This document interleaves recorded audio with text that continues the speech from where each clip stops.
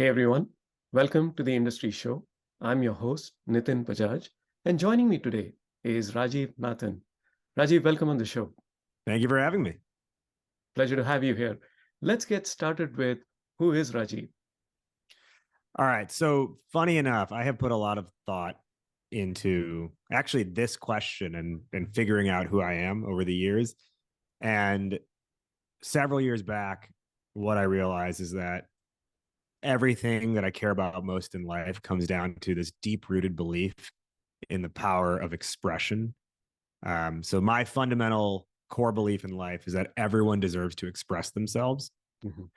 And the ways that I have found I can help people with that, both being expressive myself and helping others with that, is different forms of storytelling and helping give people a voice.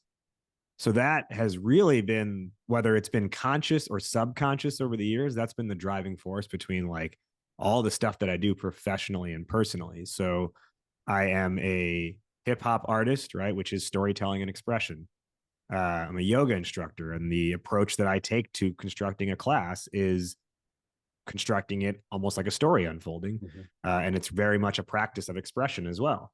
I am a ring announcer for MMA combat sports, and that's helping give the fighters inside the ring a voice, right? Helping the crowd get behind them. And then along with all of that, what takes up most of my time is running Startup Hypeman, which is around helping give startups a voice through their pitch. Absolutely love it. And, I'm curious to know, you go by Raj Nation. Is that an alter ego of yours? Is that just a pen name or a social media name? I'm very curious about Yeah. So it's like my personal brand, let's say, is Raj Nation. And it started because I created a Twitter account back in like 2010, I think it was. Mm-hmm. And at that time, it was like, if you were following sports closely at that time, like everything was like, if you were a fan of something, it was like, you're part of Red Sox Nation, you're part of Cubs Nation, you're part of, Patriots Nation, whatever. Like ESPN just kept doing that with everything. And so I was like, all right, if you follow me, you're part of Raj Nation. And it worked because, it's like Rajiv Nathan, Raj Nathan, right? There's a little bit of like rhyming there. So it made sense. And then it just kind of stuck over the years to where like now, like my wife, when she wants my attention, she'll be like, Raj Nation, let's go. I love it. It is catchy. I love the name. And I like to say, in some like, in in a couple of my songs in the past, I've said Raj Nation, and you ain't saying Nathan. Well, I get that a lot, right? My name is Nitin. Most people can't pronounce it. It defaults to Nathan. And so I can relate to it. Tell us about Startup Hypeman. And, as you tell us about that, I'm curious to know, is that the name you actually registered? Is that your incorporation or is that just a DBA? No, And it is. It's Startup Hypeman LLC. nice. Love it. It didn't start as that, Mm-hmm. but I changed it to that about 2 years in. I'll come back to that in a second. Sure. The ethos and the genesis of Startup Hypeman is, I think there's probably like nothing more frustrating if you are running a company than having a particular vision for what you think the world is supposed to be. And then at the same time, on a day-to-day level, it seems like nobody can understand what you do. And that gets in the way when you're raising capital. That gets in the way when you are trying to go to market and acquire customers, as you're building out a sales team, right? As you're trying to figure out marketing messaging. And that ultimately is the delta between where a company is today and where they're trying to go and grow. You've got this vision for being the next big thing, the next great thing. And then how are you going to be great if no one understands what you do? Mm-hmm. So where we come in is in like, we want to help these companies become, as we say, the GOAT to market, right? The greatest of all time to market. And the way we do that is by helping them stand out and stand apart in how they pitch and how they tell their story, so that their audience recognizes them not as the best, but as the only. Yes. And companies who can establish themselves as the only get to shape the rest of the market in their image. instead of being compared to what else is out there and don't get pointed at and say, what do they do? I don't get it. Right. So that's where we come in. And it's funny because the original name for the business was RajNATION Innovation LLC, which was just a mouthful. And I never felt comfortable saying it out loud. And I'd always be like, oh, like, you're working with my business. You're working with Raj. You're working with RajNATION. But RajNATION Innovation always felt so weird to say. And then one day someone was like, you're kind of like a hype man for these startups, huh? And I was like, yeah. That's it. And then that's how it started. So like, that tax season, I officially changed the name. I love the name. I love the pitch. And the thing I love the most is the go to market, right? That's such an awesome catchphrase. So super love that. So tell us more about the impact you've created working with these startups, whether it's in terms of revenues, the number of startups you've helped raise or grow over the years. It's been a cool journey. So this is now the 7th year, I believe. We started officially in 2017, and it's 2023 now. So I think this is year 7. We completed year 6. Yeah. So over the years, it's been definitely an interesting journey in getting this off the ground. A lot of time in the first 2-3 years wondering if the next month is it something I can still keep doing. But you make it through those troughs, and ultimately you start to hit more peaks along the way. And we've had a lot of cool success with different startups. We've helped one company, we've supported them with their pitch, and they ended up raising a $25 million round. We've had some companies raise $5 million, $3 million, $2 million. We've had a lot of pitch competition winners, which is so cool and so fun. One of my favorite stories is this company, Cyber Pop-Up. The founder, Christine, she won over the course of a year 5 pitch competitions that totaled $250,000. Nice. And she posted this like retrospective online where she was like, high school me, worked minimum wage at McDonald's. And then it was like, got a PhD. Then it was like six-figure salary per year at United. And then 6 figures in 5 minutes on a stage. So I think like those kinds of growth stories are really cool. And then we've also, had a good impact on some of the companies we'll help with their sales narrative and their sales team and improving their close rates. We had one guy go from like a 30% close rate to he had like a 3-month stretch where he was closing like 120%, or he was not closing, he was doing 120% of his quota for a full quarter. So those kinds of wins are just awesome to see. And what I like too is like, these are startups win in public. You don't raise a bunch of money. You don't win a pitch competition and tell no one about it. It's something you want to tell people about. So it's nice because you get to see their victories in public. Love that. And I'm imagining you almost kind of going in and, helping them with coming up with a cool rap song, and then using your energy from the hosting the MMAs and just kind of making it super, super entertaining and maybe for some even exhausting. Funny enough, one of our product offerings is making a company rap song on your behalf. So we've had a few companies purchase that in the past, which has been really fun. But, in our process, it's very it's influenced by all these different sources like entertainment, or primarily from entertainment, I should say. But any client who works with us is like, they're like, wow, like this is a very clean process we're going through, and all these steps like make sense and break it down in such a simple and easy to understand way.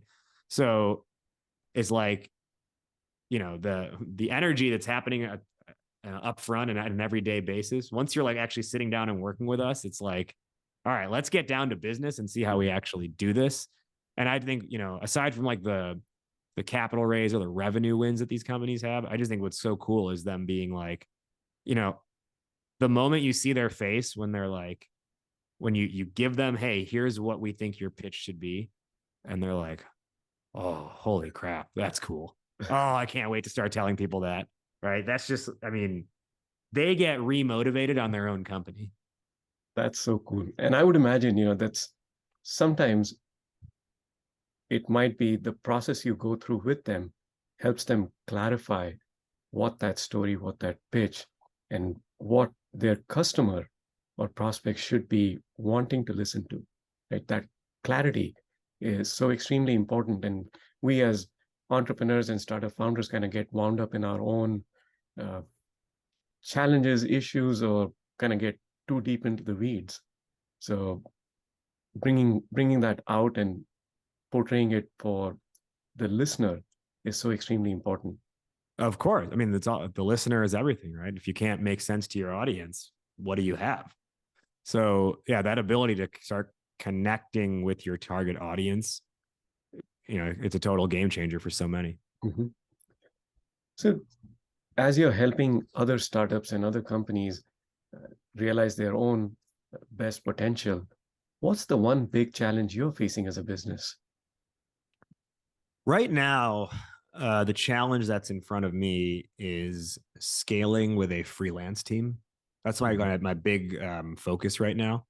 I've been able to build out a team of project-based freelancers over the last 2 years, but really in the last like 8 months, because I've started over the last 8 months to remove myself from all of the pitch development with clients, and I'm training other. The title is pitch artist, so I'm the chief pitch artist, and now I'm training other pitch artists. I like that. You're a CPA. Yeah. Yeah. Yeah. I never thought of it in that acronym before. And for a long time beyond that, we've had other people on the team who like are the designers of the graphic designers of the presentation who help write some supporting documentation. But I've always been the person who's their pitch artist. And so now handing that off over the last 8 months has been, I think that's the challenge. And it's a challenge because for better or worse, what I have built is a personality driven business. And it's great in a lot of ways. Where it can be a drawback is needing to tell them, hey, you're not going to work with me though. You're going to work with so-and-so on our team. And so it's that challenge combined with what I'm learning is that this particular skill set and the way we execute it is very, very specialized. Right. So figuring out who are the right people for this, and then how do I best equip and train them? It's proving a lot more difficult than I thought it was, but it's a good like teacher in the process.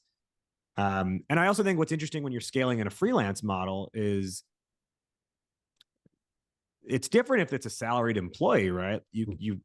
I mean, it's weird to say, but you kind of have like final say in how they spend all hours of their day, more or less. Yes. When it's freelance team, you don't have that. So also navigating how do you be mindful that they are your employee for a project, and they need to interact with you and stuff, and you need to be able to communicate with them while still respecting the boundaries that are there. And the way I'm trying to approach that is through making them feel as much like an employee, a salaried employee of the company as I possibly can. So that includes like every month sending a company update email of like, here's how we did last month. Here's where we struggled. Here's what's next. Here's where we need to, focus on all that kind of stuff. So I literally treat it as if every employee is like my like board of advisors that I'm having to give an update to. I love that transparency, that faith, and also that sense of ownership, right? And I can relate to that challenge. This is your personal brand that you're now kind of looking to franchise somewhat. And yeah. To an extent, yeah, it is almost like you're trying to franchise it. But the reality is like, I realized about a year and a half ago is when I started to think about, I need to start training other people. And then about 8 months ago is when I finally did an interview process and hired some people.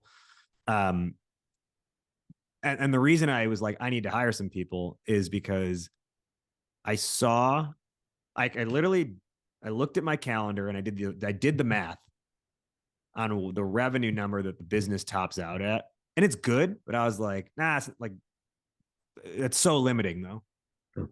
Right. And I was like, okay, so this has to grow beyond me. Otherwise I'll never be able to like go and do these other things that I want to do on behalf of the business. Right. Like if I need to be meeting with every client all the time, that impacts the ability to go travel to this conference, to go speak at this thing, to do stuff like this, right? To do podcasts like this. So it's hard to be the kind of like the poster boy, if you will, and also be the operator of the whole thing too. So having to delegate and distribute was by necessity. And I like the direction that we're headed in. Love it. On the flip side of challenges come opportunities, what's the most exciting one? I think the launch recently of our Goat to Market Club. This is a new home. We've built an online community for founders and go to market leaders, designed to help them grow and scale. Through the focus of the club is every month we have what we call a strategy drop. And that's like a highly specific hands-on workshop on a particular go-to-market strategy that we're able to teach to the community. And, with like, here's your action items coming out of this. And we want them to put those into play so they can start picking up some traction, growing and scaling. And what I think is so cool is we're pulling this off for a membership fee of $9 a month. Nice. So it's less than Netflix. Yep. And that's, originally when I was concepting this last year, I was like, maybe we make it $200, $300, $400 a month, because it's really like advanced coaching they're getting. And then I sussed that out with a few people. And the response was kind of like mixed. It was like, this seems like it would be a great thing, but not for me right now, right. Like, oh, I would like to join that at some point in the future. Or people who were not saying that and they were interested, they were like, okay, but I need to know, like, what all am I getting for that money every month? And then I was like, this is going to create its own separate like sales funnel that's actually going to take away from the main thing that we do, which is pitch development. And then when you're charging $300-$400 a month, there's all this like you got to like make sure you're hitting on every exact thing every single time. Otherwise people will get mad. Yeah. And so then I was like, no, you know what? Let's just make it $9 a month. So it's like stupidly like low price. And let's make a sponsor supported model. So that's what's helping fund the operation, helping allow us to bring these strategies basically for free to this community, is the support and the help of sponsors. That's really smart. And we'll be sure to include the link how people can join it. Yeah. As we post this. Now, let's take a step back and go back in history. I would love for you to share 2 examples, one of a success that blew your own expectations, and on the other side, something that did not work out as you had expected and became a lesson. I think I'll always start with the quote unquote failure and the lesson learned. I had a business before this that did not succeed, and I thought it was going to be the thing. It was called Idea Lemon. Started it with a friend from college. We were doing like personal brand development for others, but not really. And the problem was we couldn't really figure out what we were doing. And, we toiled away at that full time for, almost 2 years, part-time for like 2 years prior to that. And the reality is I was just like, when I look back now, I just wasn't mature enough yet to have successfully run a business, because I was still in this like need to get ideas out of my system kind of mode. And that really got in the way of trying to be like, well, this business represents one thing that's doing this. I wanted it to be but let's try this and let's try this and let's try this. Right. And I was like, at one point we were like, oh, we're going to be almost like a record label to help sponsor people's ideas. But then it was like, but nothing we were doing day to day would speak to that. Right. So it was just this constant like internal conflict of what are we, how are we talking about ourselves? What do we want to be? We couldn't figure out an answer. And I think the important thing is here, I'm sure you've heard people say like, there's no such thing as failure. It's just learning. Right. Here's my thing. I call BS on that. And here's why. If I don't take an honest look at Idea Lemon, that venture, and I say that failed, then I am not going to learn from it. Exactly. If I'm just like, oh no, it was fine because we learned these things, I'm going to make the same mistakes again. True. But the fact that I look at that and I say, nope, that was a failure, it points me in the direction of what not to do again. And that's the lesson, right? But the fact that I label it a failure allows me to learn from it. And that's at least how my brain works. And I have to imagine others' brains may also work that way. So I just want to let people know, like, it's okay to call the thing a failure, because then it tells your brain, don't do that thing again. Yes. Put that label on it, right? Exactly. Yeah. So yeah, so that's the failure, which it's funny. I think it's way easier to call to mind what's the failure or failures than it is what are the successes. I think, I don't know. There's like cool things that I've done before. Like I've given a TEDx talk. I've been on national television doing ring announcing for MMA. Nice. All things that I was, I'm like, wow, that's cool. That happened, right? I don't know, but I really feel like the things that are like coolest is just like the little stuff. Like when someone is like, hey, like I've been following your content for the last like year and it's helped me in these ways. Yes. Or like, we give someone a pitch and they're like, they go and they crush it, right? They go and win these competitions, they go and raise money. Or even like, just yesterday, training one of our new team members, training to be a pitch artist. And they do like a really good job in that training session. It's just one of those like, yes, like the system is working. Yes. And I think that's what's interesting is like, I used to, when I was younger, I'd look at quote unquote successful people and I'd be like, man, do they ever think it's crazy that like one day they were selling out, they were performing in like a basement and then all of a sudden they're performing Madison Square Garden. And I'm not saying I've done that, but I've had different like versions of that, in this landscape anyway. Like just recently I keynoted a company's conference by rapping, like I performed for them, right? So stuff like that. But like the thing is, like, everything happens in steps along the way. Yeah. So it's not like, oh, one day I was here and then the next day all of a sudden I was on stage in front of 20,000 fans. It's like, there's all these little steps in between. And that's really what I think is like the fun part of it, as difficult as it can be, is the journey to get there. Because to the outside, it looks like you went from here to here all of a sudden, but like you never even like think of it like that, because you're like, no, I didn't go from here to here. It was Madison Square Garden, but right before that, I had to meet with these people. And before that, I had to do this show that no one showed up to, right? Or that, it was like slightly smaller and all these things. So I think it's just like, I try to be good about like stepping back to reflect. And I feel like every time I do, it's not like, oh, I won this award, that like, that's what I'm sleeping happy at night. Yes. It's like, I don't know, I'm doing something that people value, that I enjoy. And again, the journey is challenging, but like, it's also really fun. And I don't think there's anything else I would want to be doing. So true. It's that 10-year long overnight success. Yeah, exactly. And it's those small moments. And I was really hoping for you to say, my biggest success, as I was rapping, I knocked out this MMA player.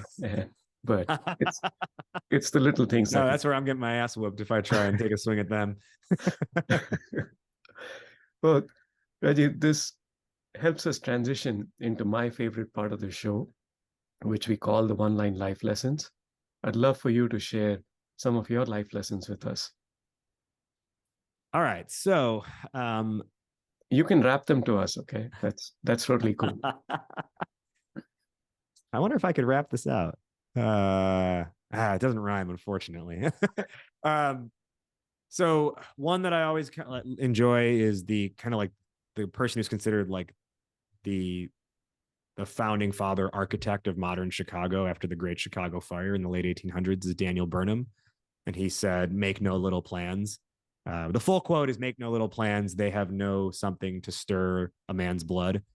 Like they have no emotion or something like that to stir a man's blood. But make no little plans. I like that. My high school track coach would always say, practice doesn't make perfect, but it damn sure makes permanent. Which I've always liked. One of my high school track teammates, who's still a friend, he told me when he was a few years older, I was like complaining one day. I was like, oh, how come like this event they're not giving out awards? And he was like, no, he was like, that doesn't matter. You just got to do it to do it. Like, you're here for the sake of the competition. Everything else is secondary. It's not about the award. Um,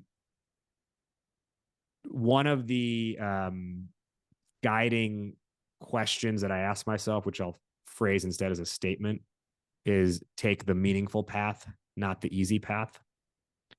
And the last thing I'll say, which is the guiding point of view of Startup Hypeman, is don't be the best, be the only. Love them. Love every single one of them. And yeah, the first one is my favorite, right?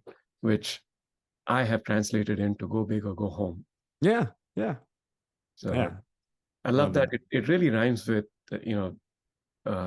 the spirit you bring on, the Hypeman philosophy to it, and ties really nicely well with be the only.